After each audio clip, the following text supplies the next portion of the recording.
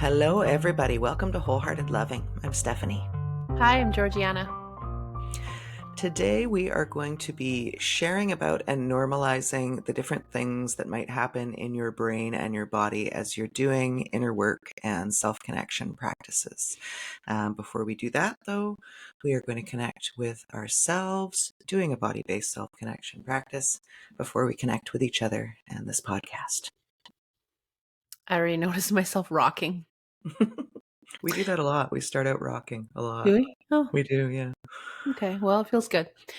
So, as always, let's find what your body, your anchoring point is. Feel where your body feels supported by the surface that you're sitting or standing or laying on. Have a notice of your breath. See if there's something in your space. If you have your eyes open, if you have your eyes closed, that's totally fine. But if you have your eyes open, let's take a look at something that feels good to look at. The leaves are changing colors here. And so when I look out the window, there's a beautiful golden glow. So I'm just taking that in.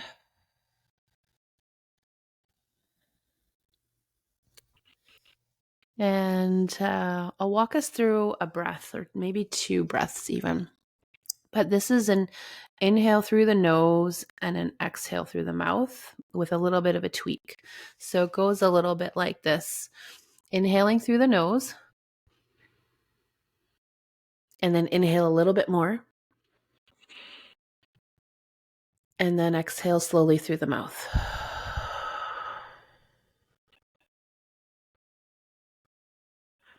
Are you holding this at the top, or? I'm not necessarily intentionally doing any hold. Like if you naturally hold or it feels good to hold, you can, but it's just an inhale. And it's like sucking up some extra goodness. Another inhale. And then release. And after I release, I like to sort of just reset. So reset to me means can I feel my butt again, or can I feel my feet on the ground? And then once I feel like I've reset, then I do another breath. Inhale through the nose, suck in a little bit extra, and then release.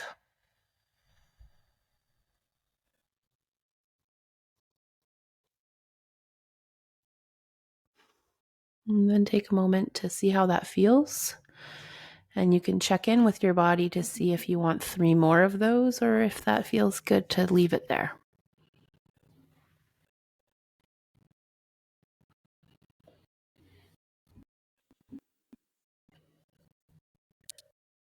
My mind introduced itself even as we were doing the introductory practice and wanting Nice. instructions. That's a great segue into the topic. Mm-hmm.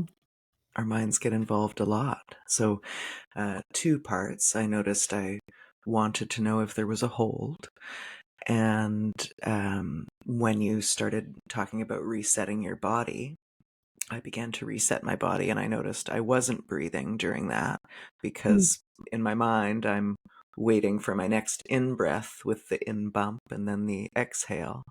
And the second time, I noticed that happening, and I thought, oh, I could breathe while I'm resetting, If there have been no instructions about this, and even if there were, I would still like to follow my body's impulse. Mm-hmm. Yeah, you raise a lot of really interesting points. I walk clients through, before every one-on-one session, we walk through a body connection practice. And you and I walk people through these practices before every group call, before every in-person workshop or retreat. And some of the things we've heard are, am I doing it right? Did I do it right? I don't know. How was that supposed to feel? It felt like this. Is something wrong with me? Am I normal? Right? And we always just like to normalize that however it feels for you, that's the way it feels. And remind people, a lot of us are conditioned to follow instructions, obey, and do it right. And I really enjoy that we give people the reminder that we're not here to dictate anything to you. We're here to offer some guidance. And your opportunity, your role is to notice how it feels for your body and to see if you can find that a nice dance between guidance, external guidance, and also internal guidance, and to notice what feels good for you and what doesn't, and to make adjustments along the way. When someone Hmm. follows a practice that we offer and they say, "Oh, actually, that didn't feel good at all," our response is like, "That's great. That's great that you noticed that." And so if that didn't feel good, what is your body asking for instead? Hmm. Right. And I think when we aren't yet connected to what our body's asking for and we don't know what those sensations are, guidance is really helpful, right? I think I have always preferred choreography, say, because I didn't know how my body wanted to move.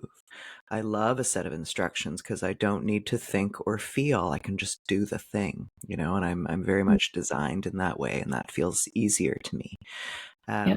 And there's something really beautiful about being able to feel and trust my body's impulses. That you might experience that by dancing freely or breathing in ways that feel comfortable for you. And if that feels uncomfortable and new, that's totally okay too. It's all part of it. It made me sort of giggle inside to hear you say you really like choreo because I hate it.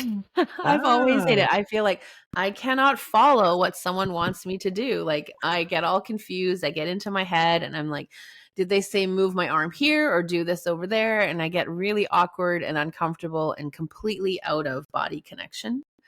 And I always thought I was like terrible at dancing because I can't follow choreography not that I can't, but it takes me so much more effort, I think, than the average person. And then I just look like, I don't even know, something humorous. But when I practiced and was introduced to like intuitive dance and intuitive movement, which is just move however your body wants to, I was like, this is it. Like, I Mm. get this. My body gets this. And I remember being at a yoga class that included some movement, some intuitive movement. And the instructor at the end said, yeah, it's really interesting to see, like we were having a private conversation at the end. She's like, it's really interesting to see, people's relationship with their bodies and movement, in which people feel comfortable in movement, in which people don't yet feel that comfort yet. And she said, are you a dancer? And I just laughed. I'm like, no, I'm like the furthest thing from a dancer. She's like, because you really seem like you're like in your body, you're feeling it, like you're really following that flow. And I'm like, yeah, I know how to do that, but I wouldn't call that dancing. But it depends who you ask. Mhm. I've come across many dancers and dance, instructors who would say that's exactly what dance is Mhm. following your impulse and moving with the flow of the body. So I find a lot of comfort in being able to like find my own way, what feels good, what doesn't. Mm. Mhm. Yeah. Yeah, Mhm. of course, we come from exact opposite ends of the spectrum here. That's no surprise.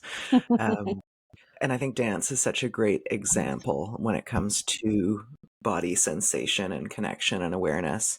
Um, I used to be very judgmental of intuitive dance. I would just go right up into my head, where I never left my head. I had only ever been in my head. Um, and I would have these judgmental thoughts like, look at these schmucks with their movement and blah, blah. It's a very visceral, there's a lot of visceral sensation that comes up in a lot of intuitive interpretive dance, especially.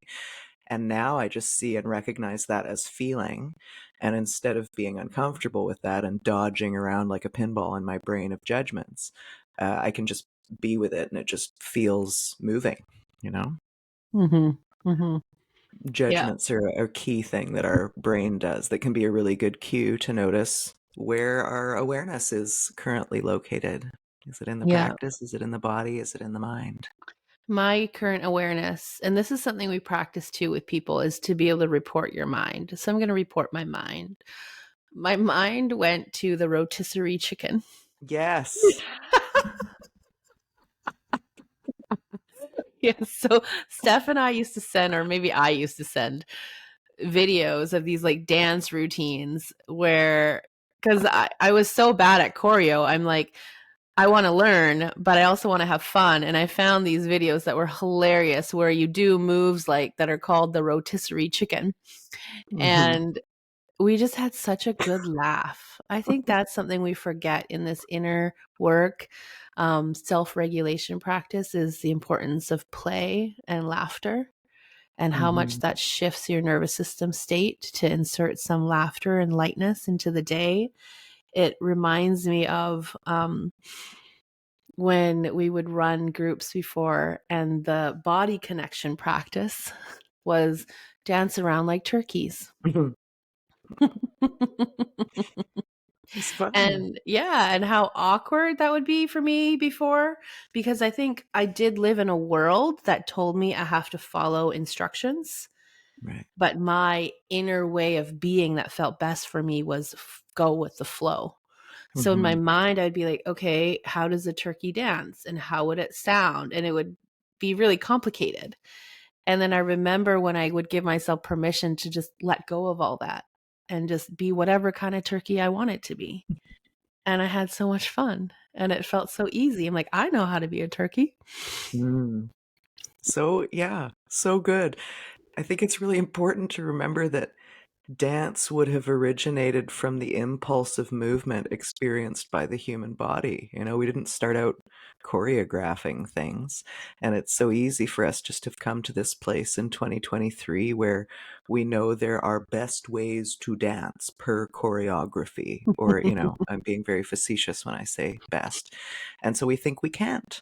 We think our Mhm. body doesn't know how. Mhm. Yeah. And also, we think our body doesn't know how, and we think we should be able to.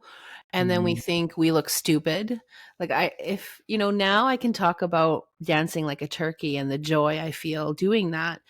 But years ago, I would have been mortified. Like, if you said dance like a turkey in front of any other human being, let alone a group of people, I'd be like, no way. I'm not going to do that. I'd be mortified. But now I'm like, how fun. How fun to just play with other humans. Right? How fun. Mhm. I remember we had an intuitive movement night at our women's group many, many years ago. And I didn't understand. She's like, follow your body's impulse. And I'm like, my body's impulse is to sit down and be still. And I'm like, I'm sure that can't be right. She's like, well, great. If that's what your body feels like doing, do it. And then she went on to describe the sensation of movement. Maybe your body wants to stretch. I'm like, oh, my body always wants to stretch. Like I could do that. And then, just slowly but surely, you start feeling into different things. When I mentioned that to my mom, she said, oh, my response would be to sit down. Like, well, we are the same, quelle surprise. And that is kind of a lockdown response. When we don't know how our body wants to move, we go up into our head, and our head gives us an instruction. Mhm. But more and more, I continue to discover how my body has some information it wants to give me. It has some movement it wants to make. It just doesn't Mhm. appear all the ways that I think it should. Yeah, this phrase, I think, follow your body's impulse, has been so life changing for me. And I don't think I realized, because I was conditioned to sit still, sit pretty. Like, I Mhm. remember growing up, and if someone was tapping their foot, I think my mom would say, I don't know if it's like some Chinese cultural thing, there's a Chinese expression or something, where I was told that that's when you're being like not classy, if you like tap your finger or tap your foot. And so I was really like, okay, you got to like sit perfect, sit still, have a smile on your face. When you condition yourself to like appear that way, there's no following the body's impulse. So I had to figure out what that meant when I started hearing that phrase. And following the body's impulse was a very heady thing. Like, oh, what do I want to do? Let me think about Mhm. it. And then slowly, with more and more practice, I could feel like, oh, I want to lean a bit to this side. I want to walk in that direction. I feel the impulse to walk or rock. I feel the impulse to get up right now. Like, those are things we're meant to feel. But I think we've been so conditioned out of noticing and Yeah. following that we try to think of everything and decide everything in the mind. Yeah. And the impulse of our body is too subtle to think. We can't, like, whenever would your mind rather, give you the instruction, oh, I want to lean a little bit to one side, you know? When you think, what should I do next? It's rarely something as subtle as that, but that lean is going to take you to your next impulse, right? It's a process of discovery. And I think even the word impulse, and I don't know, when did we grow up? In the 80s, 90s? I feel Maybe like so. impulse is a bad word. Oh, No. impulsive. Right? Yeah. To be impulsive was like characterized as so bad and wrong. Like the kids who were impulsive in class were seen as like bad kids and troublemakers. Hmm. When impulse tells us so much, when a kid feels the impulse that they need to move, it's like their body is telling them, I need to move to feel better right now. Hmm. Right. And sadly, for so long, kids were like told, you need to sit down. You need to sit down on a chair behind a desk with your feet on the ground and don't move. And that's not what the body needed. And I remember over the years recognizing, especially after having my kids and seeing my, big sensory kid who needed movement. And that's when I started really getting like, you can't just cram all these kids behind desks and never let them move like that. They're dysregulated. They need some sort of movement to regulate. And intellectually understood that as a mother seeing my kid need movement. I understood that. But then I did a workshop and it was a 3-day workshop. I think it was called the Up and Down. It was with Irene Lyon and Elia Marak. And I loved that workshop. And there were chairs around the room, but all weekend, like 3 or 4 days, you were allowed, you were given permission to like put your body in whatever position it wanted to be in. And mine wanted to lay down a lot. I was in every position that someone traditionally would deem this is not a learning position. This is not a respectful position to sit in when someone's teaching you something.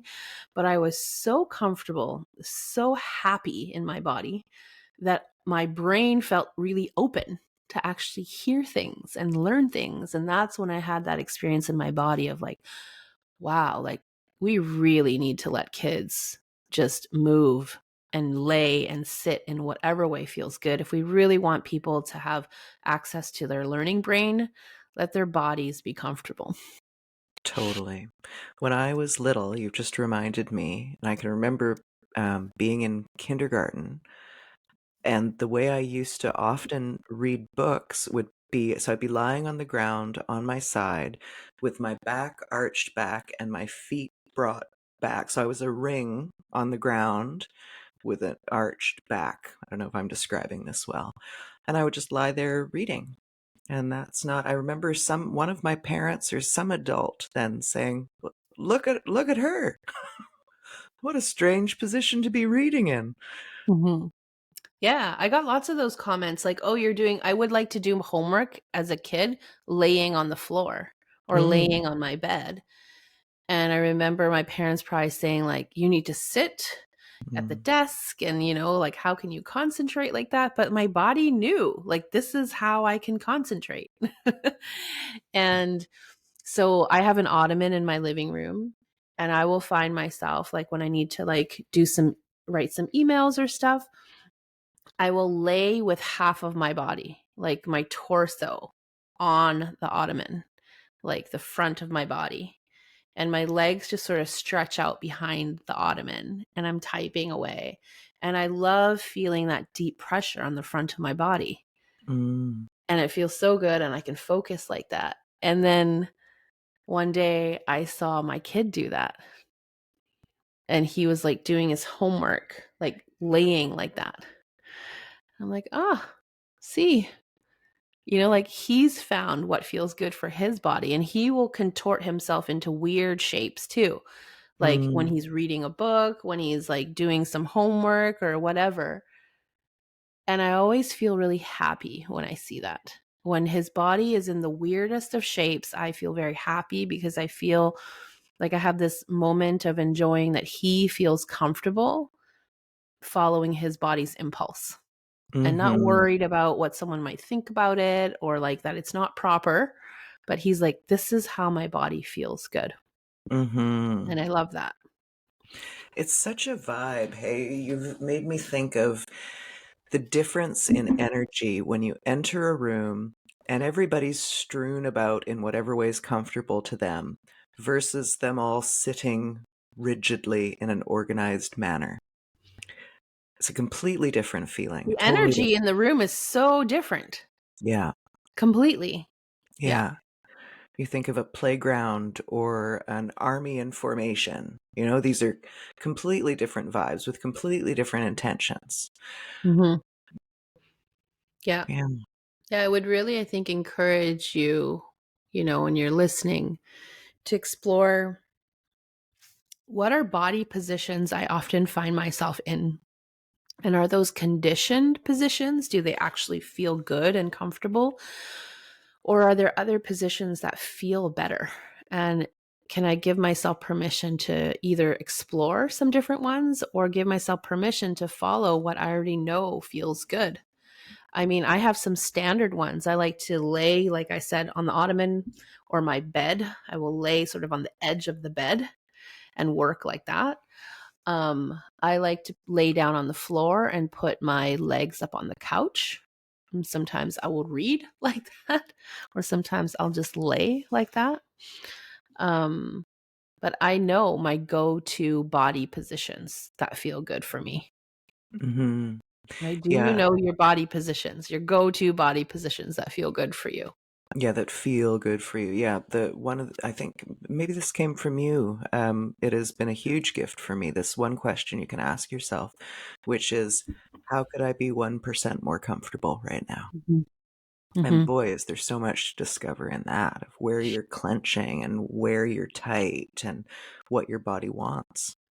Mhm. It was a question that years ago, probably a decade ago, I went to see a counselor and she had a couch that I would sit on and she had an array of pillows. And she'd be like, okay, yeah, take your time, get comfortable. I think most people, when they finally get to talk to a counselor or a coach, they just want to like blurt the stuff out that they've been holding on to all this time.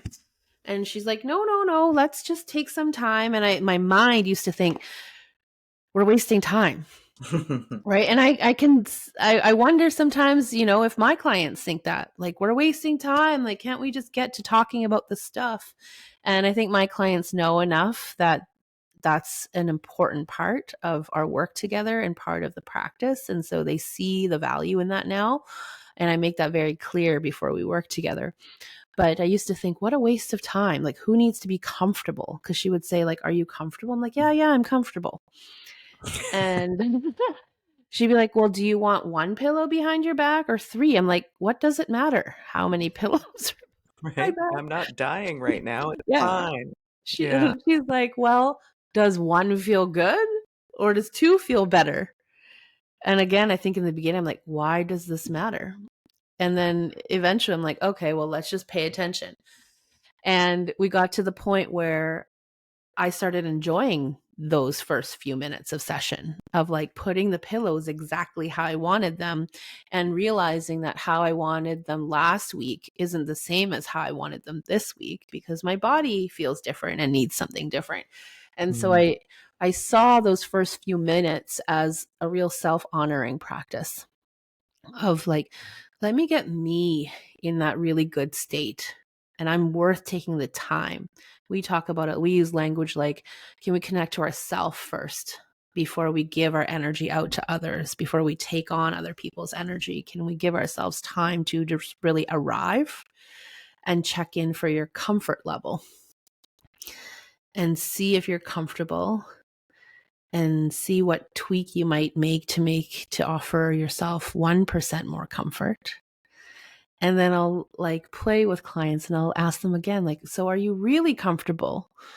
And what would happen in the beginning is they'd be like, actually, maybe I wasn't fully comfortable yet. Let me tweak something else.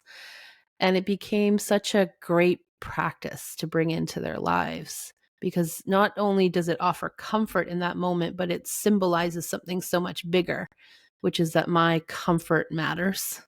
Mm-hmm. And there's permission to honor my own comfort before I take care of you. Mm-hmm. And it's actually very helpful. I'm sure we've used this example before, the instructions you get on a plane to put on your own air mask before you help other people with theirs. Mm-hmm. This is really what we're talking about in a embodied comfort kind of a way. Mm-hmm. When Yeah. we start our live calls and workshops, we usually spend a few minutes at the beginning, especially if it's a newer group, talking about comfort. And do you have everything you need to be comfortable now? Do you have everything you need that you might want to be comfortable in half an hour? Have you got some Mm-hmm. tea? Do you need a blanket? Are Mm-hmm. you in a space that feels good to you? Do you want to lie down? Permission to move as we're on the call, you know? Yeah. And like, would you pause and would you get up from the call to go do something or grab something that offers you more comfort? Right? How often we think, oh, I have to stay exactly like this, even though I'm highly uncomfortable. And the intention is, oh, I should stay here so that I'm respectful and I'm connected to this person or this group of people. When in reality, you're not actually present because you're super uncomfortable, but your physical body is there. And it's such a big, I think, life lesson to be able to say, hey, can we pause for a moment? I just need to go do this or grab this because I really want to bring some presence to this connection. And I'm noticing I'm distracted right now because I'm not comfortable. Mm-hmm. Right? To be able to have that kind of dialogue with the people that you're interacting with, that was big for me. That's huge. Um, I'm also reminded of one of my clients, and the first time I asked him this question when we were first getting to know each other, I said, "Are you comfortable?" And he just started laughing. And I was like, "Oh God, did I say something like, what did I say? Like, what's so funny?" He says, "Oh, I watched my mother her whole life be uncomfortable. In our family, the tradition is it doesn't matter whether you're comfortable or not. We know we're uncomfortable, but we don't actually do anything about it." And Mm-hmm. so we use the beginning of our sessions to really practice that. And over time, I noticed that became a habitual thing.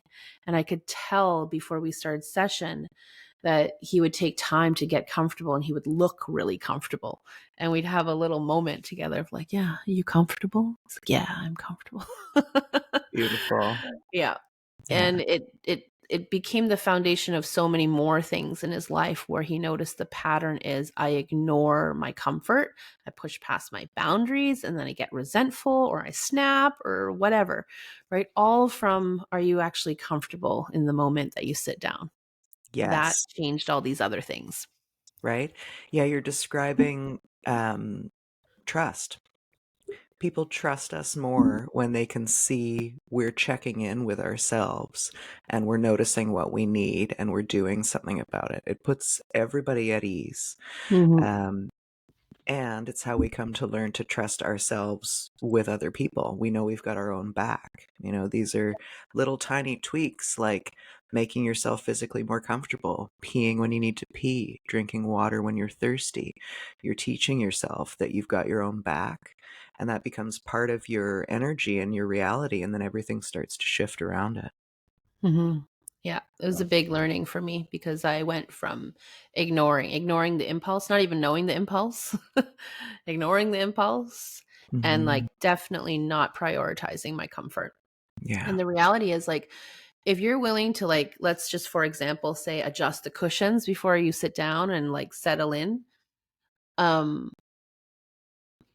it really says to everything conscious and subconscious my comfort matters. And I truly believe it impacts what we say yes to in life going forward. Do you say yes to that job or that project or that relationship when all you feel is discomfort?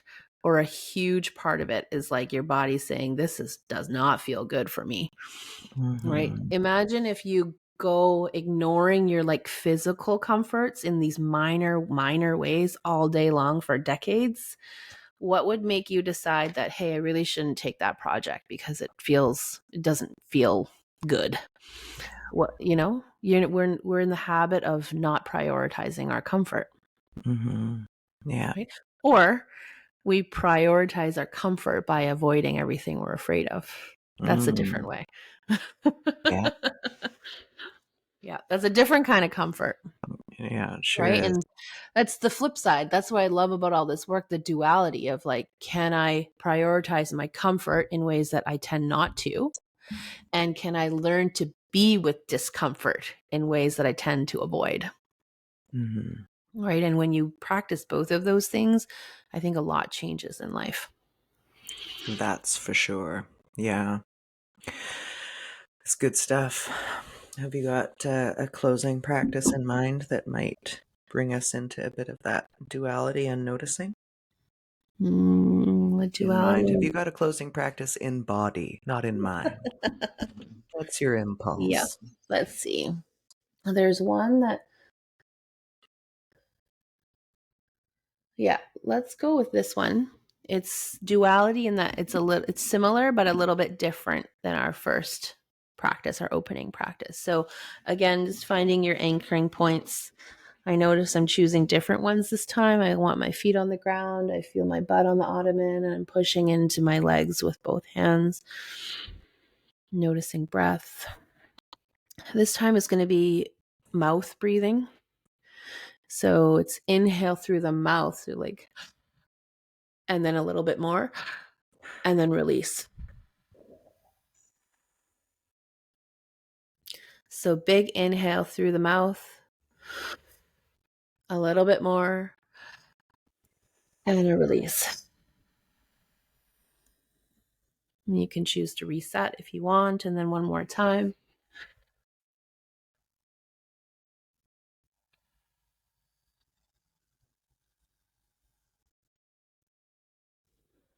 And just notice how that feels. If you remember the contrast between how this feels and the first breath felt, you can compare the two.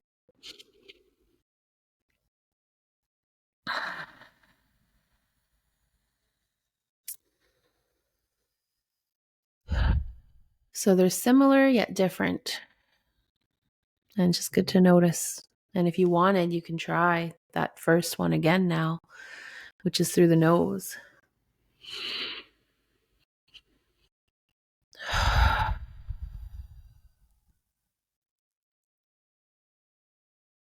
Inhale through the nose. Inhale a little bit more. And exhale through the mouth.